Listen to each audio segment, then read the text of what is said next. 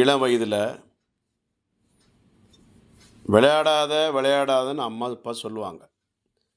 டேய் பால் விளையாடாதடா, cricket ball விளையாடாத, basket பால் விளையாடாத, வாலிபால் விளையாடாத, பார்த்து விளையாடுறா அப்படின்னு சொல்லுவாங்க. பையங்க விளையாட்டுத்தனமாக இருந்து கடைசியில் விதைகளில்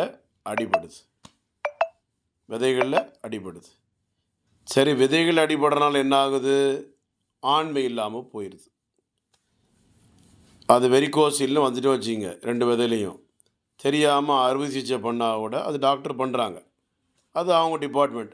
நம்ம இதில் அறுவை சிகிச்சை பண்ணாமல், கத்தி படாமல், ரத்தம் சிந்தாமல், உயிரணுக்கள் இல்லாமல் இருந்தாலும், ஆண்மை இல்லாமல் இருந்தாலும் மருந்து இருக்குது, கவலைப்படாதீங்க. இது இள வயதுக்கு சொல்லக்கூடிய அறிவுரைகள் வாலிபர்களுக்கு. நன்றி, வணக்கம்.